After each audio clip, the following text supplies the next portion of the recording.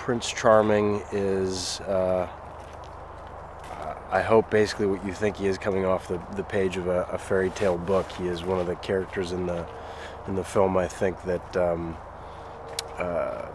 is supposed to seem exactly like what you would expect Prince Charming to be. And for Cinderella, he poses this great opportunity of becoming, for her, a part of this fairy tale life that she thinks that she wants. And it only takes her, it takes her the length of the movie to figure out that maybe this life and this man isn't exactly what she wants. And I think that's how I play into the story.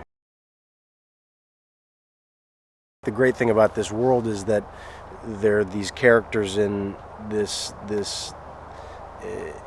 fairy tale land, like the baker, like the baker's wife, that are these real, fully formed people that have to find their way in this world. They go into the woods, into the world, and they have to figure out how to be and how to deal with their emotions, their selfishness, their wants, their needs, their disappointments, everything that it means to be a human, and they have to carry on.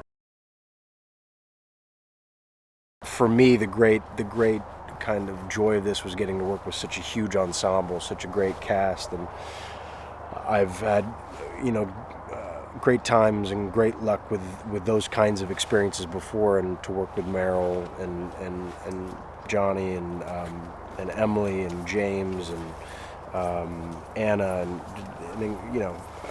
it's just been an incredible time.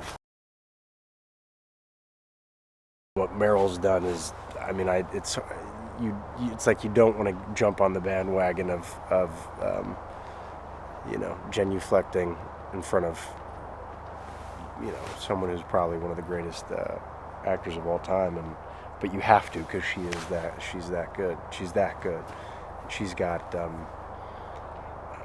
she's got some songs in this that'll tear people apart. And her stuff is beautiful too, because even though she portrays the witch, who classically is this kind of mean, cold character, the material that Stephen has given her in the music and what she's bringing to it's really all about a mother learning how to let go of her children, and it's just beautiful.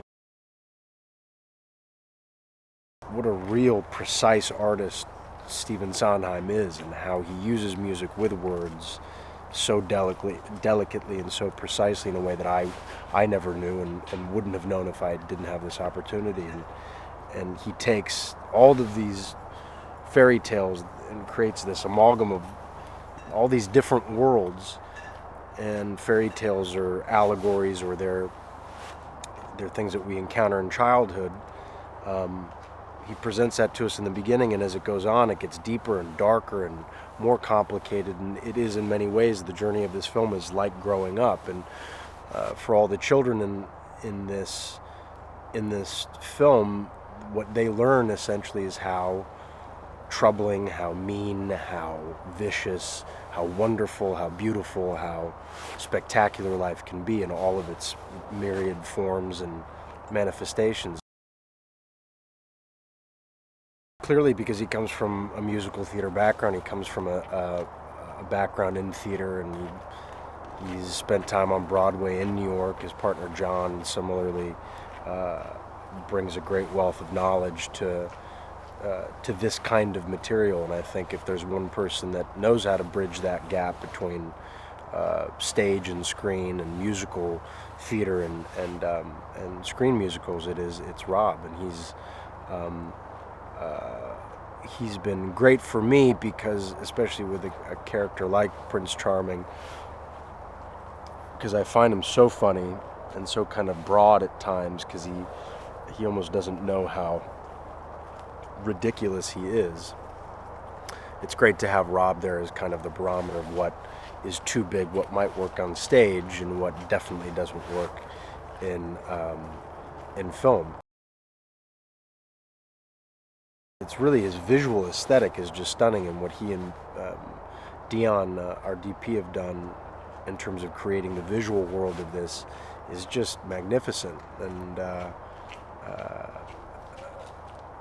I mean, I remember when I walked into I think it's H Stage at Shepperton Studios here in London where we're shooting, and they created an entire forest on this huge stage. It was like a fairy tale, and the way that they were using light and colors and what Colleen Atwood is doing with the costumes is spectacular, and it's visually it's a treat. It's just very rich and full, and I think people will just eat it up.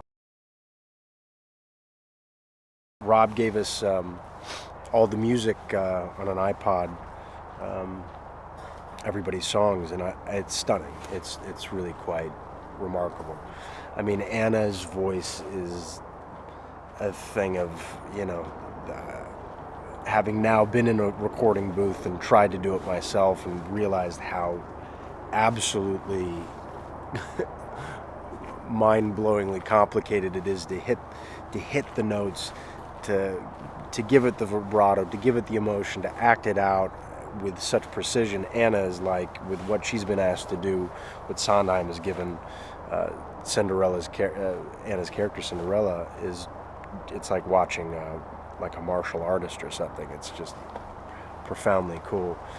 And Emily has these beautiful moments with James. There's a great song that they have together that I think any couple can relate to.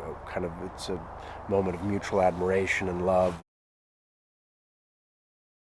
The way that I've imagined him is that he's as two-dimensional as you would imagine him coming off the page of a book. One of my favorite lines that he has at the end, he has this scene with Cinderella, who Anna Kendrick portrays, and she's basically telling, this wonderfully human, real, vulnerable, three-dimensional, complicated woman is kind of knocking on Prince Charming's forehead and saying, wake up. Are you going to be a good king? Are you a good partner? Are you being real with me? And Prince Charming's my line is, I was raised to be charming, not sincere. And I think that essentially sums up the character, and he knows no other way of being. I knew Stephen Sondheim, obviously he's one of the masters of the musical theater art, but I haven't really been a fan or devotee of that world. So I was really aware of him from West Side Story and Sweeney Todd.